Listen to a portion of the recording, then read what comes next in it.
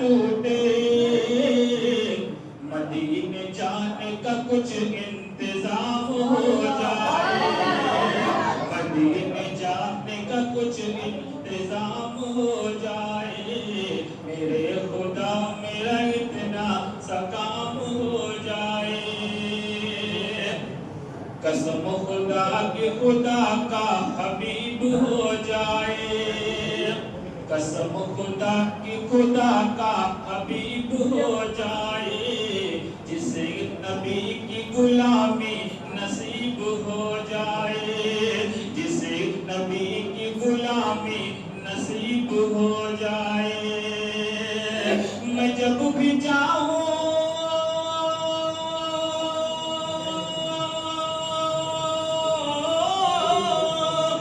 جب بھی چاہوں پہنچ جاؤں ان کے روضے پر، اے کاش گھر میرا اتنا قریب ہو جائے، اے کاش گھر میرا اتنا قریب ہو جائے، اے کاش گھر میرا اتنا قریب ہو جائے۔ آخری شعر اس بات کے حوالے سے پڑھتا ہوں، راضا فرمائیں اوپر سے کہتے سبحان اللہ۔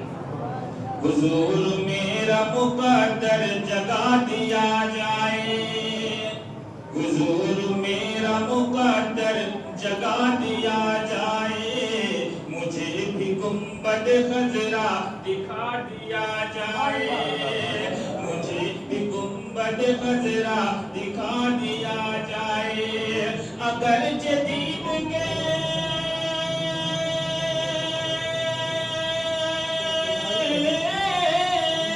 اگر جدید کے قابل نہیں میری آنکھیں، تو مجھ کو خواب میں چہرہ دکھا دیا جائے، تو مجھ کو خواب میں چہرہ دکھا دیا جائے، حضور گنبد خضرا دکھا دیا جائے۔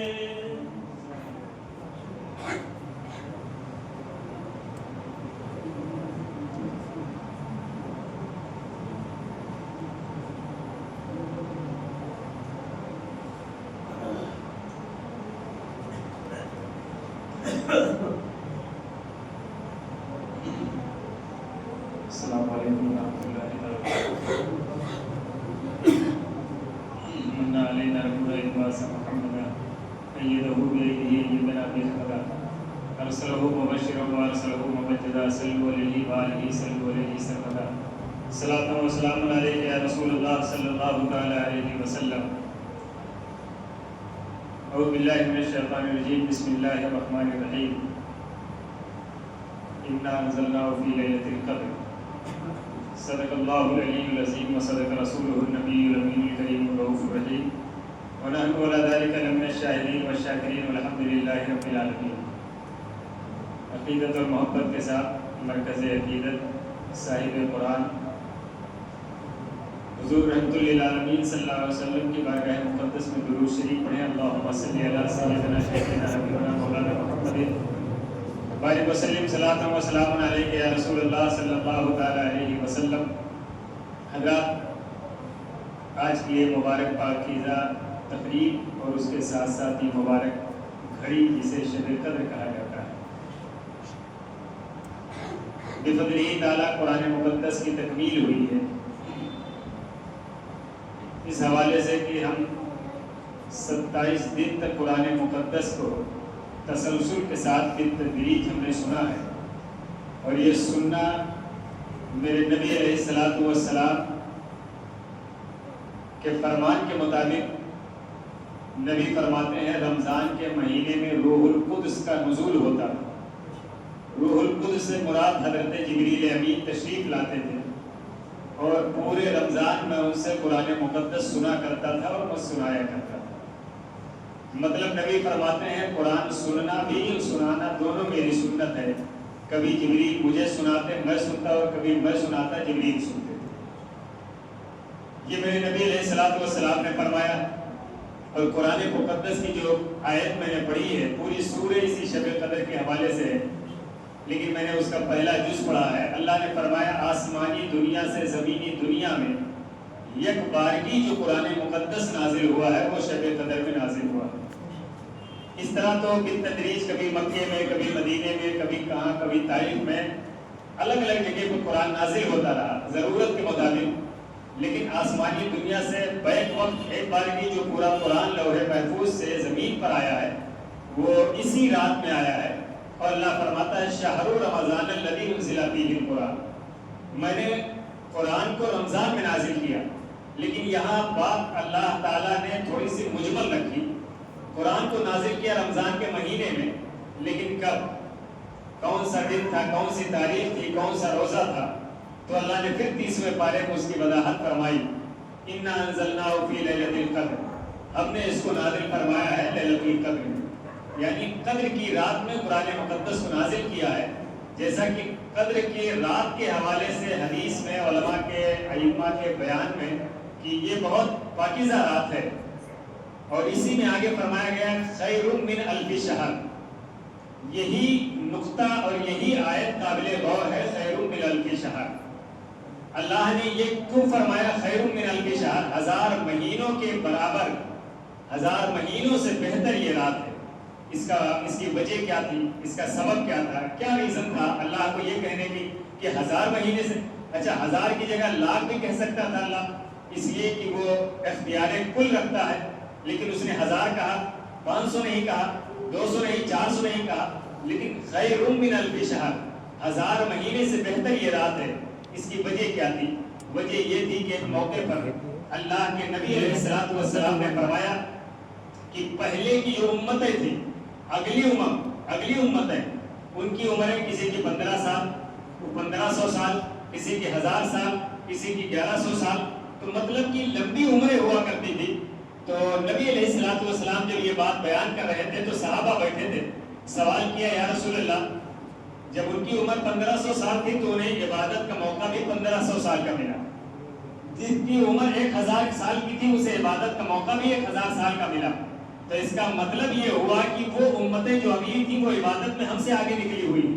اس لیے بھائی عمر جب 60 سال کی ہے تو 60 سال کی عبادت آپ کے پاس ہے، آپ کی عمر 500 سال کی ہے تو 500 سال کی عبادت ہے، تو مطلب کہ ہماری عمر 60 سال، نبی نے ایک موقع فرمایا میری امت کی عمر 60 اور 70 کے درمیان ہوگی، اس کے آگے کوئی کراس کرتا ہے تو یہ بینیفٹ ہے اس کے لیے، لیکن نبی نے جو فرمایا 60 اور 70 کے درمیان میری امت کی عمر ہوگی، تو نبی کا یہ فرمانا، پھر اسی موقع پہ یہ فرمانا کہ اگلی امت 1000 سال جیتی تھی، اس کی عبادت 1000 سال کے برابر ہے، تو یہ دل میں تھوڑا سے جو امتی تھے نا وہ یہ سوچ بیٹھے کہ وہ میری تو عبادت کم ہوئی، پہلے والوں کی عبادت زیادہ رہی، ہو سکتا ہے قیامت میں ان سے پیچھے رہ جاؤں۔ یہ خیال امتی کے دل میں آیا، یہ خیال صحابہ کے دل میں آیا، اور پھر یہ خیال آیا تو صحابہ نے سوال کر لیا، اور سوال جب بھی کرتے تھے تو بادب کرتے تھے، بے ادبی سے سوال نہیں کرتے تھے، اس لیے کہ آج کے ماحول کے اعتبار سے بات نہیں سمجھ میں آتی تو ہم اپنے حساب سے جو ہے ڈیسیزن لیتے ہیں، بات نہ سمجھ میں آئے تو اس سوال کرنے کا آپ کو مکمل حق حاصل ہے،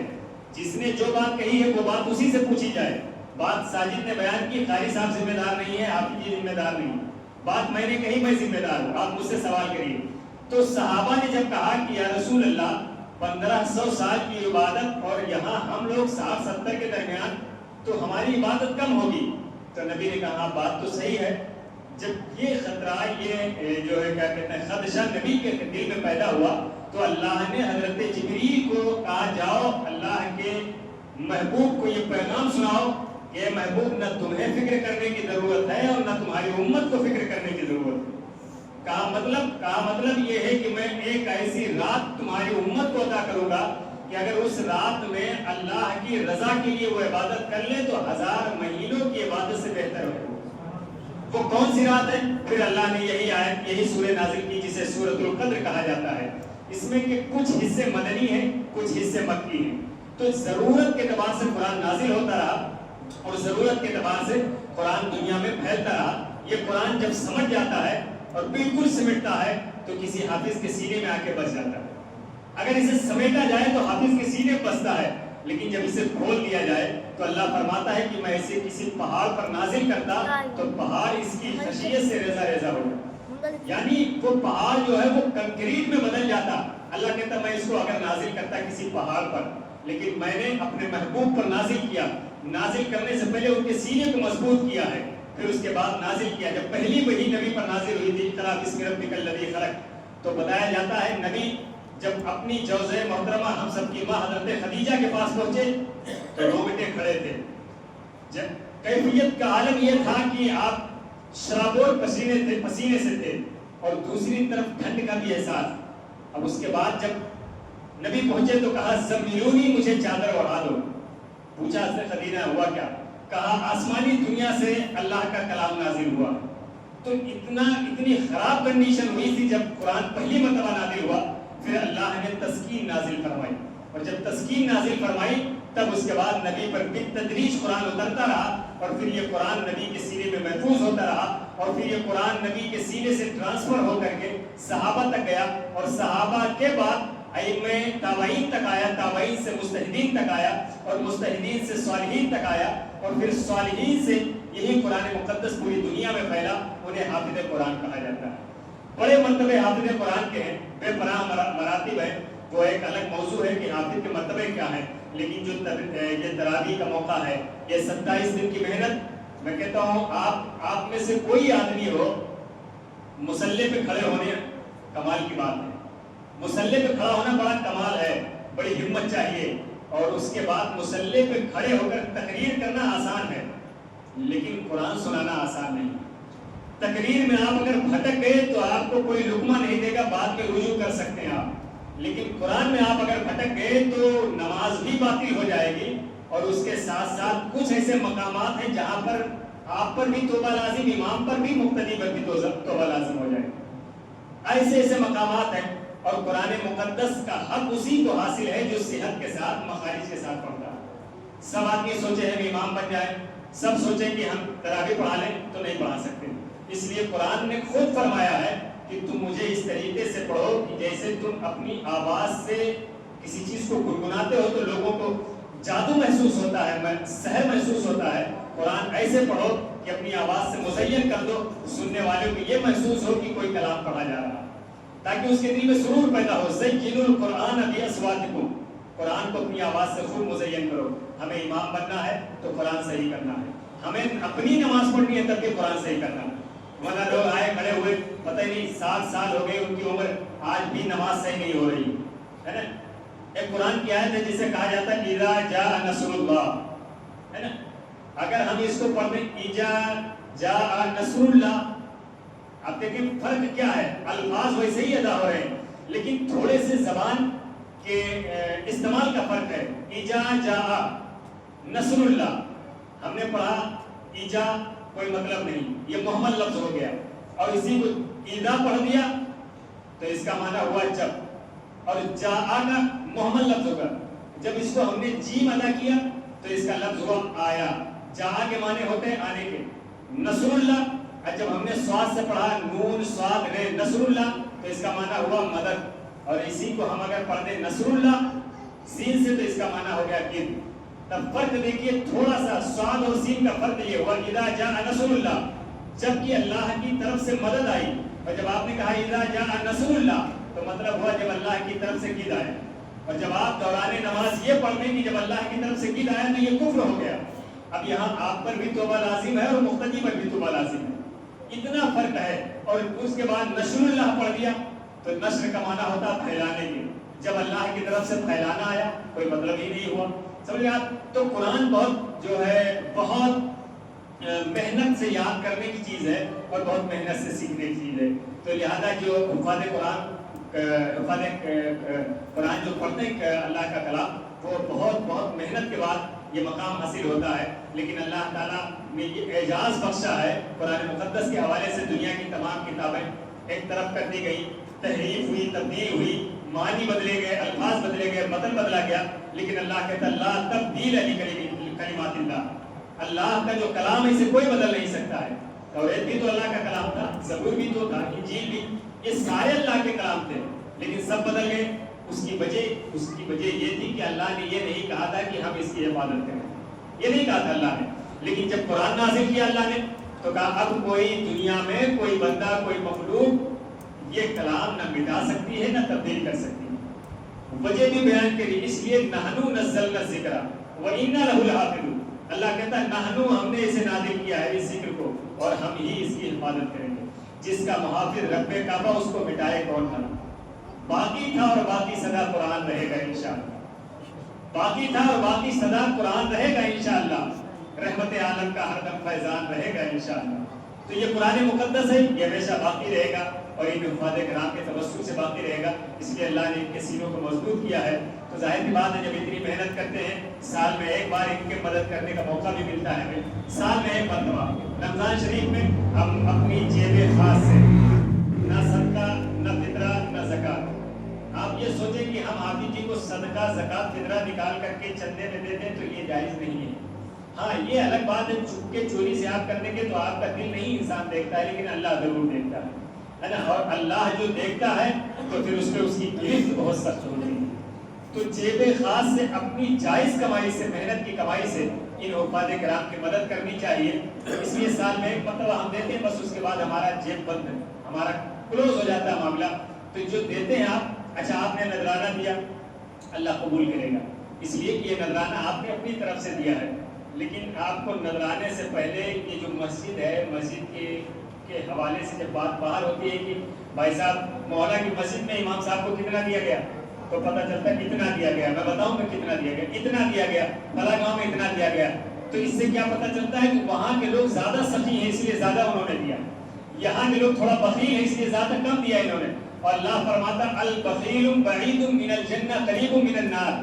اللہ نے فرمایا بخیل جنت سے بہت دور ہے, یہاں تک کہ خوشبو بھی نہیں اس کے پاس, اور جہنم سے بہت قریب ہے. تو یہ موازنہ ہوتا ہے, تقابل ہوتا ہے, فلاں میں اتنا دیا گیا فلاں. ہم تقابل کی بات نہیں کرتے ہیں, کوئی 2 لاکھ دے دے وہ اس کی مہربانی ہے اور وہ اس کی جیب ہے جتنا اس کو رعایت کرے. لیکن یہ مہونا کا ایریا جو ہے اس میں الحمدللہ سب امیر ہیں الا ماشاءاللہ. سب کے پاس اللہ نے کاروبار دے رکھا ہے, سب کے پاس اللہ نے پیسے دے رکھا ہے. اور ظاہر سی بات ہے قارون کا خزانہ بھی ختم ہو گیا تھا, شداد اور نمرود کا خزانہ جب ختم ہو گیا تو ہمارے نبی نے فرمایا ہمارا مال میں کوئی حصہ نہیں ہے, سب وارثوں کا ہے. مال میں کون سا ہے میرا؟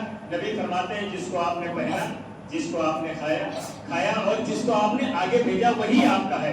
آگے بھیجنے سے صحابہ نے پوچھا رسول اللہ کہ آگے بھیجنے سے مطلب یقرض اللہ قرضا حسنا, آگے بھیجنے سے مراد یہ ہے کہ اللہ کو قرض حسن دو.